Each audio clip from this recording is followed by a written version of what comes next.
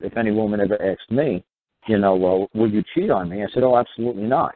I said, if you don't do your job, like if you don't cook, clean, take care of me in bed, do the dishes, or do the laundry, I'll contract out. I'll get a subcontractor. I'll hire a maid. I'll hire a whore. I'll hire a chef. I'll hire a laundress. I'll hire a babysitter. I'll contract out. If you don't do your job, in which you have a duty and an obligation to perform for me, I'll contract out. I said, so there's going to be no cheating. So the woman, any woman I ever met, is like, you're serious? I said, oh, I'm deadly serious. You will do what you agree to do, and I will do what I agree to do. And if I don't fix your car, I expect you to take it to a mechanic. If I don't mow your lawn, I expect you to get a landscaper. If I don't take care of your bed, I expect you to go find some gigolo. I expect you to do it. I will not expect it. Why? Because I'm not living up to my terms and conditions of the contract, the agreement that we got into. I know what I'm supposed to do. You know what you're supposed to do. And if we discussed it, you know what you're doing. And if you break the agreement, what do you think I'm going to do? Run around the house and yell at you? Say, you got to cook. You got to take care of these babies. You got to clean. You got to drive them to school. No, you got to go to bed. If you don't want to do these things, I'll go outsource. It's no big deal. I'm not going to fight with you. I'm not going to argue with you. But when you come to ask me at the end of the month, oh, I want to buy a new hat, I said, well, we ain't got no money. He said, what do you mean you got no money? Well, I had to pay for a babysitter. I had to pay for a chef. I had to pay for a chauffeur. I had to pay for a whore. I had to pay for a laundress. I had to pay for a maid. Didn't you notice all these people doing your job? Yeah. What do you think? What do you think they did it? Because of my good looks and charm? No, they wanted money. I gave them green cash. So I can't give it to you because I had to give them to them. So like I said, the way I do it might sound kind of cold, but it's practical. It's just total logic. I'm not going to stand there and argue with you. So like I said, if you ever, if there's any woman ever live with me, to say, yeah, maybe, you know what, Carl and I might have a disagreement maybe for 2-3 minutes a month. Other than that, he's not going to argue. He's just going to say, you know what, I'm going to outsource. And then as soon as he says he's going to outsource, he's like, uh-oh, I know what he means. And then they go do it.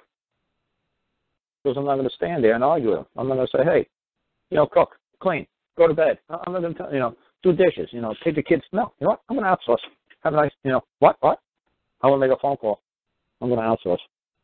And then they realize, uh-oh, that's that much less money I'm going to have. That's damn right. That's disposable income you're going to have at the end of the month. So you're going to either go do it, and then when you need to go buy a hat, guess what? The money's there. You don't do it, oh, well, I had to give somebody else, and they went and they bought a hat for themselves.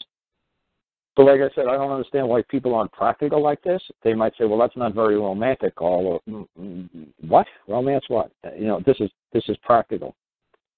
And like I said, it's like, well, I wonder if Carl Styles is going to catch on. That kind of sounds like a good idea to outsource, but then it kind of like, wait a second. That's not the way our society leads us to live with each other. Our society teaches us if the husband or wife isn't doing something, argue, yell, fight, throw dishes, cry, scream, go get therapists, go talk to your girlfriends, go out with your boys, your friends and go get drunk, bitch about the woman. That's how our society handles like marriage problems. Go get divorced. Go try another one. Why? Try another one. Why? If you picked it from the same society, guess what's going to happen? You're going to get the same style. It's a lifestyle. If you pick an American woman, that's a lifestyle. You pick an American man, that's his lifestyle. If you pick an Eskimo or Mexican woman, they're going to have their lifestyles. They're going to have their cultures. They're going to have their beliefs. So if you just get divorced from an American woman, marry another American woman, what makes you think she's going to do anything different to you? It's going to be the same story over and over again. So to me, I'm just trying to break the mold. I'm trying to break the pattern and say, look, outsource. You can't get it from her? Can't get it from an American woman? Go get it from a Mexican woman. Go get it from an Eskimo woman. Go get it from a woman from an Aboriginal woman. Whatever it takes to get the job done. This is a job. This is a task. This is a contract. This is an agreement. This is a marriage. This is fine. I understand. There's certain things that must be done every day to make this machine and make this thing work smooth. If you don't want to do it, I will have to find somebody else to do it. I'm not going to stand here and argue. I'm not going to threaten you. I'm not going to hit you. I'm not going to throw you across the room. I'm not going to play this silly game with you. I'm not doing it. I'm going to outsource. So people might say, well, that sounds ugly or horrible. Everybody's entitled to their opinion. This is just my opinion, and this is what's worked for me throughout my lifetime. Now, will it work for anybody else? I don't know. Will a woman tolerate it? I don't know. one woman hung out with me for 9 years, one woman hung out with me for 3 weeks. So does it work? I don't know. But it works for me. That's all I'm saying. I'd just rather just say, look, I'm not arguing, I'm not fighting, I'm not yelling. What are you doing? Oh, I'm whipping out my little black book and we'll find who's the maid of the week. Oh, it is a maid. Oh, well, I'm going to find somebody to come here and cook for us. She's doing what? Yeah. I'm going to call up my mom and she's going to come over here and cook. Oh, hell no, I don't want your mom here. Well, then, I guess you got to do it. But I ain't doing it. I was like, oh, okay, fine, I'll do it. Okay, we're going to do it. Or don't do it. I don't care. So that stops all the arguments right there. That's the only way that I've never heard anybody explain it the way I did just now to everybody outsourced. I've never seen it on a movie.